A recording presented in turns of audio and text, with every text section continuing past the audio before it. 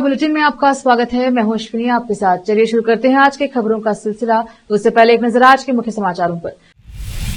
कारंजा पीड़ित किसानों की मांगों का स्थायी समाधान करने का आग्रह। और आपके विधायक प्रभु चौहान के आवास पर मादिगा समाज का प्रदर्शन। कर्नाटक कैबिनेट ने शहरी विकास विभाग से मूडा को अलग करने का किया फैसला।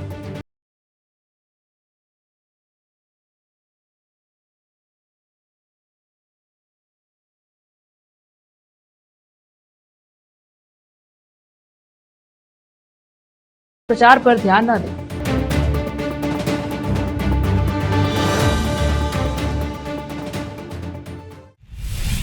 कल्याण कर्नाटक होराटा समिति द्वारा मंत्री ईश्वर खंड्रे से आग्रह किया गया कि कारंजा पीड़ित किसानों के मांगों का स्थायी समाधान किया जाए। आज शहर के पत्रिका भवन में समिति के संस्थापक निदेशक डॉक्टर लक्ष्मण दस्ती पत्रकारों को संबोधन करते हुए उन्होंने कहा कि कारंजा पीड़ित किसानों को अपनी मांगों को लेकर पिछले कई दिनों से संघर्ष कर रहे हैं और उनकी बैठक कर मात्र आश्वासन दिया जा रहा है। समिति ने मंत्री ईश्वर खंड्रे से आग्रह किया है कि किसानों की मांग का स्थायी समाधान किया जाना चाहिए। इस अवसर पर कन्नड़ साहित्य परिषद के जिला अध्यक्ष सुरेश चंदशेट्टी, विनय माडगे, साजिद रांजोल पी सहित अन्य नेता आदि उपस्थित रहे। कैमरामैन पपुराज का कवरेज।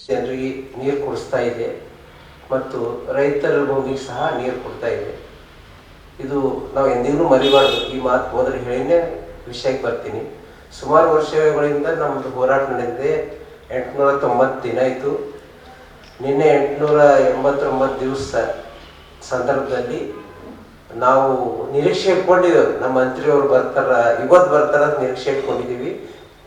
ಮತ್ತು ನಿನ್ನೆ ಸಾಯಂಕಾಲ ಅವರು ಫೋನ್ ಮಾಡಿದಾಗ ನಾ ಬರ್ತಾ ಇದ್ದೀನಿ ರಾತ್ರಿ 9:30 ಅಂದ್ರೆ ಅವರು 9:30 ಗಂಟೆಗೆ ಮಾನ್ಯ ಈಶ್ವರ್ ಖಂಡ್ರೆ ಅವರು ಆಸ್ಪತ್ರೆಗೆ ಬಂದು ಅವ್ರ ಜೊತೆ ನಮ್ಮನ್ನು ಕರ್ಕೊಂಡು ಹೋಗಿ ಎಲ್ಲ ನಮ್ಮ ಏನು ಅಧ್ಯಕ್ಷರಲ್ಲ ಚಂದ್ರಶೇಖರ್ ಪಾಟೀಲ್ ಅವರು, ಪದಾಧಿಕಾರಿಗಳಾದಂಥ ನಮ್ಮ ರಾಜಪ್ಪ ಕಮಲ್ ನಗರ್ ಅವರು ಮತ್ತು ಡಾಕ್ಟರ್ ರಾಜಶೇಖರ್ 3 ಜನ ಏನು ಅವರು ವಿಷಯ ತಗೊಂಡು ಆಸ್ಪತ್ರೆಗೆ ಅಡ್ಮಿಟ್ ಆಗಿರು ಅವ್ರಿಗೆ ಭೇಟಿಯಾಗಿ ಅವರು ನಮ್ಮೆಲ್ಲರಿಗೂ ಹಿರಿಯ ಮಾರ್ಗದರ್ಶಕರಾಗಿರುವಂತಹ ಕಲ್ಯಾಣ ಕರ್ನಾಟಕ ಹೋರಾಟ ಸಮಿತಿಯ ಮಾನ್ಯ ಅಧ್ಯಕ್ಷರಾಗಿರುವಂತಹ ಲಕ್ಷ್ಮಣ ದಸ್ತಿ ಸರ್ ಅವರು ಅನೇಕ ವಿಷಯಗಳನ್ನ ನಮ್ಮನ್ನು ಇಟ್ಟಿದ್ದಾರೆ। ಈ ಕಲ್ಯಾಣ ಕರ್ನಾಟಕ ಹೋರಾಟ ಸಮಿತಿ ಬಂದ ನಂತರ ನಾವೆಲ್ಲರೂ ಒಂದ್ಸರಿ ಸೇರ್ಕೊಂಡು ಒಂದು ಸಭೆ ಮಾಡಿಬಿಟ್ಟು ಒಂದೊಂದು ಜಿಲ್ಲೆಯಲ್ಲಿ ಒಂದೊಂದು ಅಂತ ಸಮಸ್ಯೆಗಳನ್ನ ನಾವೆಲ್ಲ ನೋಡ್ತಾ ಇದ್ದೀವಿ। ಬೀದರ್ ಜಿಲ್ಲೆಯ ಸಮಸ್ಯೆಗೆ ಗುಲ್ಬರ್ಗ ಜಿಲ್ಲೆ ಇರ್ಬೋದು, ರಾಯಚೂರು ಜಿಲ್ಲೆ ಇರ್ಬೋದು, ಕೊಪ್ಪಳ ಇರ್ಬೋದು, ಇವರೆಲ್ಲ ಸ್ಪಂದನೆ ಏನು ಮಾಡಬೇಕು, ಅಲ್ಲಿನ ಸಮಸ್ಯೆಗಳಿಗೆ ನಾವು ಒಟ್ಟಾರೆಯಾಗಿ ಕಲ್ಯಾಣ ಕರ್ನಾಟಕದವರು ಎಲ್ಲರೂ ಒಟ್ಟಾಗಿ ವಿಷಯವನ್ನು ಇಟ್ಕೊಂಡು ಹೋರಾಟ ಮಾಡಬೇಕು ಅನ್ನೋ ದಿಶೆಯಿಂದ ಒಂದು ಸಮಿತಿಯನ್ನ ಇಲ್ಲಿ ನಿರ್ಮಾಣ ಮಾಡೋದ್ರ ಮೂಲಕ ಈ ಹಿಂದೆ ರಾಯಚೂರಿನಲ್ಲಿ ಇರುವಂತಹ IIT-ಗೋಸ್ಕರ ನಾವು ಹೋರಾಟ ಮಾಡಿದ್ವಿ, ಮೊನ್ನೆ 371ಗೋಸ್ಕರ ಮಾಡಿದ್ವಿ। ಒಟ್ಟಾರೆಯಾಗಿ ಜಿಲ್ಲೆಯ ಸಮಸ್ಯೆಗಳನ್ನ ಇಟ್ಕೊಂಡು ಒಟ್ಟಾರೆಯಾಗಿ ಎಲ್ಲರೂ ಸೇರ್ಕೊಂಡೆ ಹೋರಾಟ ಮಾಡಬೇಕು ಅನ್ನೋ ದಿಶೆಯಿಂದ ಇವತ್ತಷ್ಟು ದೂರಿಂದ ನಿಜವಾಗ್ಲೂ ನಾನು ದಸ್ತಿ ಸರಿ ಒಂದು ವಂದನೆ ಕೃತಜ್ಞತೆ ಸಲ್ಲಿಸಬೇಕು। ಯಾಕಂದ್ರೆ ಅವರು ಜಿಲ್ಲೆಯವರು ಅಲ್ಲ, ನಮ್ಮ ಕಾರಂಜ ಸಂತ್ರಸ್ತರು ಅಲ್ಲ, ಬೀದರ್ ಜಿಲ್ಲೆ ನಾನು ಭಾಳ ಸಲ ಹೇಳಿರ್ತೀನಿ, ಬೀದರ್ ಜಿಲ್ಲೆ ಜನ ಋಣಿಯಾಗಿರ್ಬೇಕು ನಮ್ಮ ಕಾರಂಜ ಸಂತ್ರಸ್ತರಿಗೆ ಅಂತ। ಯಾಕಂದ್ರೆ ನಾವೆಲ್ಲ ನಮ್ಮ ಹೊಲ ಮನೆ ಅಷ್ಟೆಲ್ಲ ಕಳ್ಕೊಂಡು ಹೋಗಿದ್ರು ಸಹ ಅಟ್ಲೀಸ್ಟ್ ನೀವು ನೀರನ್ನ ಕುಡಿತಾ ಇದ್ದೀರಿ ಅಂತ, ಆ ಋಣಕ್ಕೋಸ್ಕರ ಆದರೂ ನಮ್ಗೆ ಸಹಾಯ ಮಾಡಬೇಕು ಅಂತ ನಾನು ಅಲ್ಲಲ್ಲಿ ಹೇಳ್ತಾ ಇರ್ತೀನಿ। ಹಿಂಗಾಗಿ ಅವರು ಈ ನಮ್ಮ ಹೋರಾಟಕ್ಕೆ ಬೆಂಬಲ ಕೊಟ್ಟಿದ್ದು ನಿಜವಾಗ್ಲೂ ಭಾಳ ಖುಷಿ ಆಯ್ತದ। ಒಟ್ಟಾರೆಗೆ ಹೇಳಬೇಕಾಗಿದ್ದು ಏನಿಲ್ಲ, ಈಗ ಮಾಡು ಅಥವಾ ಮಡಿ ಅನ್ನೋ ಕೊನೆಯ ನಿರ್ಣಯಕ್ಕೆ ನಾವು ಕಾರ್ಯಸಂತರು ಬಂದ್ಬಿಟ್ಟಿದಾಗಿದೆ। ಸುಮಾರು 900 ವರ್ಷ ದಿನಗಳ ಇಷ್ಟೊಂದು ಹೋರಾಟ ಮಾಡ್ಬೇಕನ್ನೋ ಸಾಮಾನ್ಯ ಮಾತಲ್ಲ। ಈ ಸಂದರ್ಭದಲ್ಲಿ ನಮ್ಮ ಚಂದ್ರಶೇಖರ್ औरा तालुके के गुंटी ग्राम में रहे पूर्व मंत्री एवं विधायक प्रभु चौहान के आवास पर मादिगा समाज संगठनों द्वारा ढोल बजाकर प्रदर्शन करते हुए मांग की गई कि सुप्रीम कोर्ट द्वारा आदेश दिए जाने के कई महीने बीत जाने के बाद भी आदेश का पालन नहीं किया गया है। आज का प्रदर्शन मादिगा समाज के तालुका अध्यक्ष रविंदर सूर्यवंशी के नेतृत्व में किया गया। इस अवसर पर आवास परिसर में ढोल बजाकर प्रदर्शन किया गया। कैमरामैन महेश का कवरेज। रोकते हैं समाचारों का सिलसिला, लेते हैं छोटा सा ब्रेक। हिंदुस्तान के हर कोने में हम हैं मौजूद। 24 घंटे हालात पर गहरी नजर,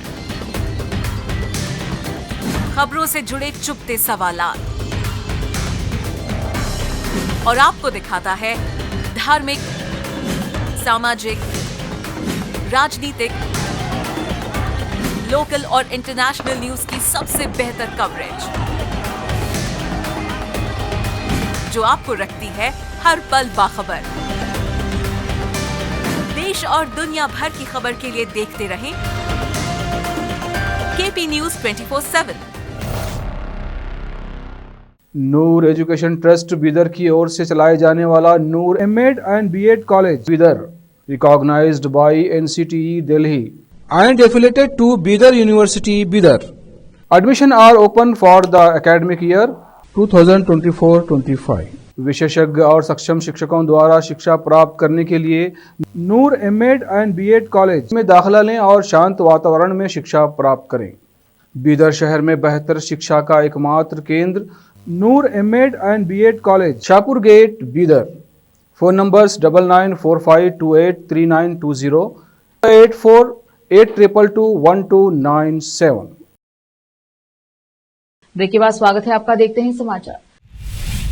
मुख्यमंत्री सिद्धरामैया के परिवार को मूडा साइट आवंटन को लेकर उठे विवाद के बीच राज्य मंत्रिमंडल ने बेलगावी में शीतकालीन सत्र में मूडा को शहरी विकास विभाग से अलग करने के लिए एक नया विधेयक पेश करने का फैसला किया है। लंबे समय से मूडा शहरी विकास विभाग के अधीन काम कर रहा है और विभाग के प्राधिकारियों ने इसके कई मामलों को नियंत्रित किया है। सूत्रों के मुताबिक सरकार सोमवार या मंगलवार को विधानसभा में इसे अलग करने के लिए विधेयक पेश करेगी। सदन में जब इसे पेश किया जाएगा तो इस पर तीखी बहस होने की उम्मीद है। बताया जा रहा है कि कैबिनेट ने विश्वास व्यक्त किया है कि विधेयक दोनों सदनों में सर्वसम्मति से पारित हो जाएगा। दूसरी बात, कैबिनेट ने अनौपचारिक रूप से विवादास्पद पंचमसाली मुद्दे पर भी चर्चा की, लेकिन आम सहमति नहीं बन पाई। जब इस मामले पर अलग अलग राय सामने आई तो सीएम सिद्धरामैया ने सभी को अपने विचार रखने के लिए मंच खोलने का फैसला किया। कैबिनेट पंचमसाली मुद्दे को और उलझाना नहीं चाहती है। उसने संविधान के अनुसार इस मुद्दे को सुलझाने का निर्णय लिया। सत्तारूढ़ कांग्रेस सरकार और विपक्षी भाजपा के बीच विधानसभा में नियम 69 के तहत बहस के दौरान वक्फ बोर्ड भूमि विवाद को लेकर तीखी नोकझोंक हुई। वक्फ बोर्ड विवाद पर नियम 69 के तहत बहस के दौरान विपक्ष के नेता आर अशोक ने कहा, कर्नाटक में 1,11,874 एकड़ भूमि के अभिलेखों में वक्फ बोर्ड का नाम दर्ज है, चाहे किसानों को नोटिस दिया गया हो या नहीं। वादे के मुताबिक मुख्यमंत्री को सभी वक्फ नोटिस वापस ले लेनी चाहिए और अभिलेखों के कॉलम 11 और 9 से वक्फ बोर्ड का नाम हटा देना चाहिए। अशोक ने दावा किया कि किसानों, मंदिरों, मठों और सार्वजनिक संपत्तियों के रिकॉर्ड में वक्फ बोर्ड का नाम शामिल हो गया है, जिससे लोगों में चिंता पैदा हो रही है। उन्होंने कहा, राज्य में वक्फ संपत्ति के रूप में घोषित 1,11,874 एकड़ भूमि में से 74,000 एकड़ विवादित भूमि है घोषित है। उन्होंने कहा, श्रीरंगपटना में प्राचीन लक्ष्मी मंदिर को दिए गए नोटिस में वक्फ बोर्ड का नाम दर्ज था। इसी तरह बेंगलुरु में एवेन्यू रोड के आसपास की 120 एकड़ जमीन वक्फ के अंतर्गत आती है। इसी तरह सिरसी तालुके में वन भूमि भी वक्फ के अंतर्गत आती है। एक सरकारी स्कूल जहां सर एम विश्वेश्वरैया ने अपनी स्कूली शिक्षा प्राप्त की थी, अब वक्फ की संपत्ति है। सभी दलों के नेताओं ने राज्य सरकार से मांग की है कि कल्याण कर्नाटक की तरह कित्तूर कर्नाटक के लिए भी बजट में अलग से धनराशि निर्धारित की जाए। विधान परिषद में शून्यकाल के दौरान चर्चा के दौरान वरिष्ठ कांग्रेस सदस्य प्रकाश हुकेरी ने यह मुद्दा उठाया और सरकार से चिकोड़ी को जिला घोषित करने का आग्रह किया। उन्होंने सरकार को चिकोड़ी को अलग जिला घोषित करने चाहिए और कित्तूर कर्नाटक के विकास के लिए 3,500 करोड़ रुपए उपलब्ध कराए चाहिए। उन्होंने चिकोड़ी में 100 बिस्तरों वाले अस्पतालों को 250 बिस्तरों का करने की मांग की। इस बहस में भाजपा के सुनील, पीएच पुजार और जेडीएस के KH थिप्पेस्वामी सहित अन्य सदस्य भी उनके साथ शामिल हुए। फिर से रोकते हैं समाचारों का सिलसिला, लेते हैं छोटा सा ब्रेक। हिंदुस्तान के हर कोने में हम हैं मौजूद। 24 घंटे हालात पर गहरी नजर, खबरों से जुड़े चुपते सवालात और आपको दिखाता है धार्मिक, सामाजिक, राजनीतिक, लोकल और इंटरनेशनल न्यूज की सबसे बेहतर कवरेज, जो आपको रखती है हर पल बाखबर।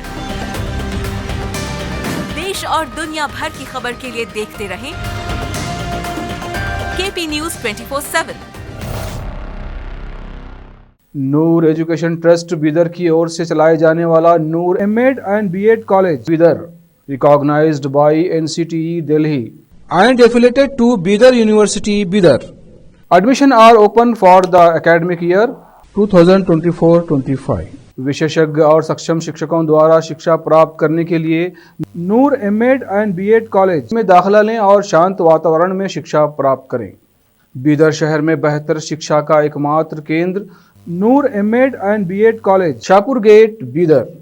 Phone numbers 9945283920, 8482221297। ब्रेक के बाद स्वागत है आपका। देखते हैं समाचार।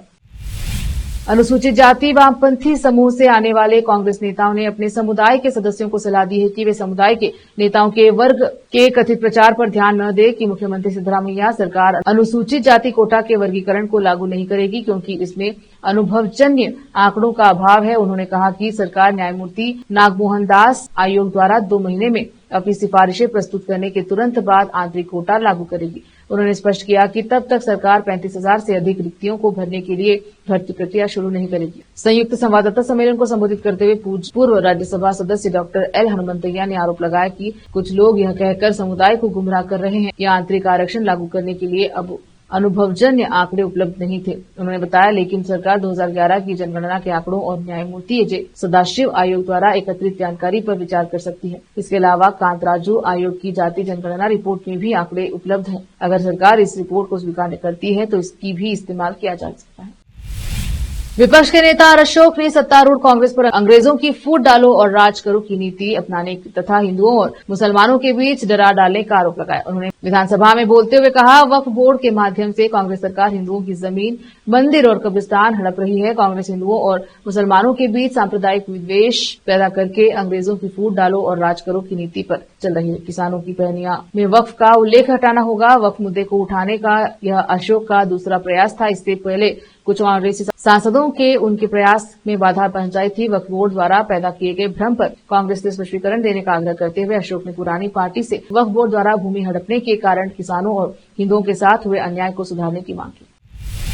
अधिकारियों ने शनिवार को बताया कि बेंगलुरु में बैपनहल्ली के पास रेलवे ट्रैक पर एक 33 वर्षीय पुलिसकर्मी मृत पाया गया। अधिकारियों ने बताया कि मृतक तिपन्ना गुर हलीमाओ पुलिस स्टेशन में हेड कांस्टेबल था, जिससे सुसाइड नोट में अपनी पत्नी और ससुर को अपनी मौत का जिम्मेदार ठहराया। बैपनहल्ली रेलवे पुलिस ने मामला दर्ज किया है और आगे की जांच शुरू कर दी है। मूल रूप से बीजापुर निवासी अलुगुर ने अपने नोट में कहा कि उसकी पत्नी उसे परेशान कर रही थी तथा उसके ससुर ने उसे जान से मारने की धमकी दी थी। अलुगुर की मृत्यु बेंगलुरु में वरिष्ठ तकनीकी कार्यकारी अतुल सुभाष की आत्महत्या के कुछ दिनों बाद हुई। सुभाष ने अपनी मौत के लिए अपनी पत्नी और उसके परिवार को जिम्मेदार ठहराया। इसके बाद मराठाहल्ली पुलिस ने जांच शुरू कर दी। भाजपा पिछड़ा वर्ग मोर्चा की दक्षिण कन्नड़ इकाई ने राज्य में पिछड़ा वर्ग निगमों के लिए अनुदान जारी करने में विफल रहने पर कर्नाटक सरकार के खिलाफ शनिवार को मंगलूर में भाजपा कार्यालय के सामने विरोध प्रदर्शन किया। प्रदर्शनकारियों को संबोधित करते हुए मैंगलोर शहर दक्षिण के विधायक डी वेदव्यास कामत ने कहा कि अहिंदा के नाम पर सत्ता में आए मुख्यमंत्री सिद्धरामैया पिछड़े वर्गों को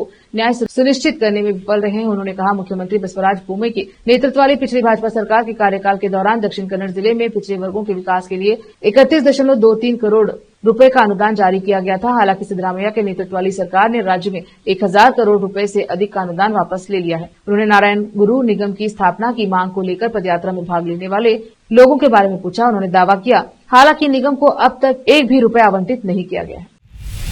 फिर से एक नजर आज के मुख्य समाचारों पर। कारंजा पीड़ित किसानों की मांगों का स्थायी समाधान करने का आग्रह। और आज के विधायक प्रभु चौहान के आवास पर मादिगा समाज का प्रदर्शन। कर्नाटक कैबिनेट ने शहरी विकास विभाग से मूडा को अलग करने का किया फैसला।